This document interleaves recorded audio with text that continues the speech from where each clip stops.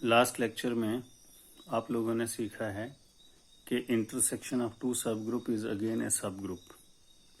आज के लेक्चर में मैं आपको ये सिखाऊंगा कि union of two subgroups is a subgroup of G if and only one of them is contained in other. यानी कि अगर आप इंटरसेक्शन करते हैं टू सब ग्रुप्स की तो हमेशा वो सब ग्रुप ही बनेगा, बट अगर आप यूनियन करते हैं सब ग्रुप की तो ये सब ग्रुप बनने के लिए एक कंडीशन लगती है कि जिसकी यूनियन करनी है उसमें से एक सेट को, एक सब ग्रुप को दूसरे में कंटेन करना ही पड़ेगा।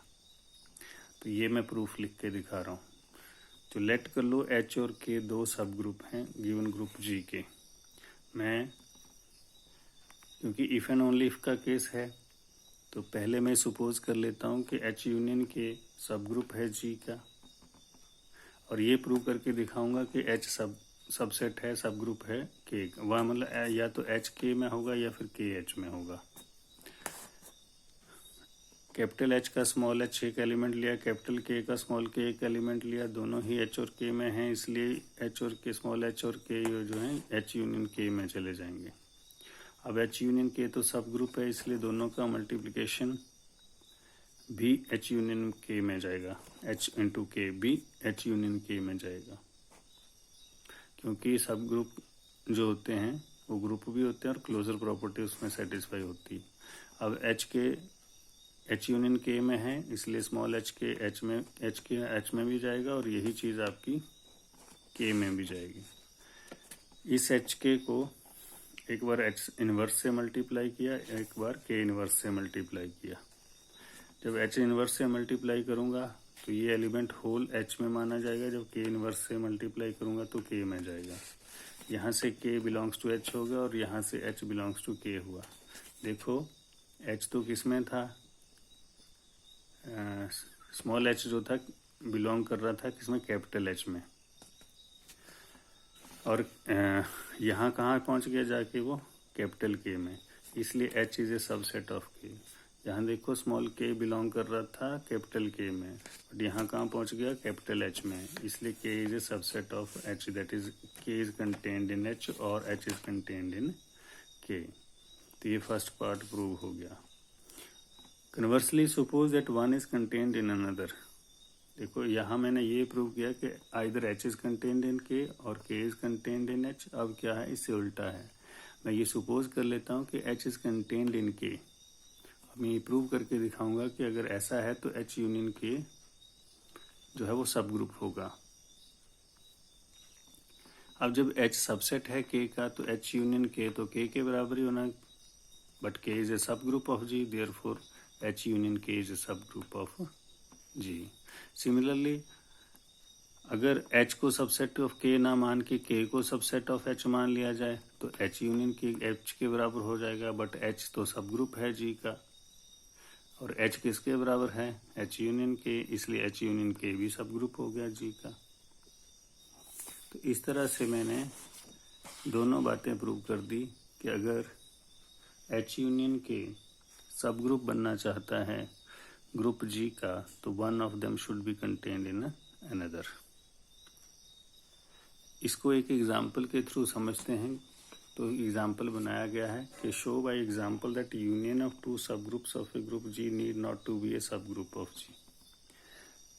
पिछले में मैंने ये प्रूव किया कि थ्योरम में कि अगर union of two subgroup फिर से ग्रुप बनना चाहती है then one of them should be contained in another. तो इसका मतलब ये भी निकाला जा सकता है कि यूनियन ऑफ टू सब ग्रुप्स जरूरी नहीं है वो फिर से सब ग्रुप बने जब तक कि कंडीशन को सेटिस्फाई नहीं करती। और यही एक ब्यूटीफुल एग्जांपल है यहाँ से कि अगर आपके पास ग्रुप जी है तो वो ज़रूरी नहीं है कि उसके जो सब ग्रुप्स लिए जाएं वो भी एक सब ग्रुप ही बनाए। तो इसके लिए क्लाइंस फोर सब ग्रुप लिया है मैंने, G is equal to A B C E. ये सारी डेफिनेशन होती है क्लाइंट सब ग्रुप की, ये याद रखना, याद कर लीजिए इसको। इसमें 4 एलिमेंट होते हैं और चारों एलिमेंट ये प्रॉपर्टी सेटिस्फाई करते हैं, that is a square b square identity के बराबर होता है, ए बी और बी ए सी के बराबर होते हैं, बी सी ए बी के, बी सी और सी बी ए के इक्वल होते हैं, ए सी और सी ए बी के इक्वल होते हैं। अब मैंने इस ग्रुप के इन ऑपरेशंस के साथ दो सब ग्रुप लिए हैं। एक है H जिसमें एलिमेंट हैं A, E, दूसरा लिया हमने K जिसके एलिमेंट है B और E। अब दोनों ये सब ग्रुप तो हैं G के। अब देखता हूँ क्या H यूनियन K में सारे एलिमेंट आ जाएंगे, क्या ये भी इसका सब ग्रुप बनेगा? अगर हाँ तो क्यों, अगर नहीं तो क्यों नहीं। अगर ये सब ग्रुप बनना चाहता है तो क्लोजर प्रॉपर्टी होल्ड करनी चाहिए। अब A और B को मल्टीप्लाई करूं तो देखो यहाँ प्रॉपर्टी से C आएगा, पर C तो H यूनियन K में है ही नहीं, इसलिए H यूनियन K सब क्लोज नहीं हुआ। Therefore H union K is not a subgroup of G। यानी कि ग्रुप G के मैंने दो सब ग्रुप लिए और उनका यूनियन किया तो वो इसका सब ग्रुप नहीं बना, क्योंकि one of them was not contained in another.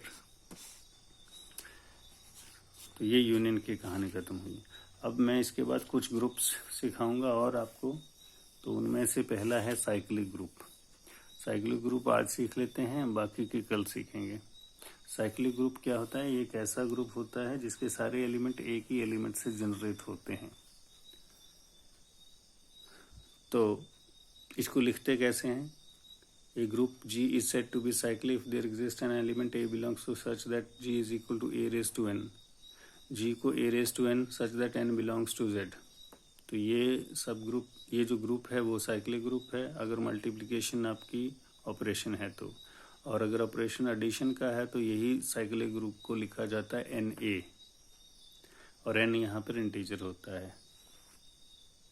और जो एलिमेंट सिंगल, जैसे मैंने बताया आपको, साइक्लिक ग्रुप एक ऐसा ग्रुप है जो एक ही एलिमेंट से सारे एलिमेंट जनरेट होते हैं। तो जो सिंगल एलिमेंट है उसी को जनरेटर ऑफ द ग्रुप कहते हैं। इसकी नोटेशन ऐसे भी है, G is equal to bracket में A लिख दीजिए। एग्जाम्पल है सेट ऑफ इंटीजर। तो सेट ऑफ इंटीजर्स है वो जो एक ही एलिमेंट से जनरेट हो सकता है, वो है 1। तो वो सबसे सिंपलेस्ट एग्जाम्पल है साइक्लिक ग्रुप का। बाकी के ग्रुप्स हम नेक्स्ट लेक्चर में देखेंगे। Thank you.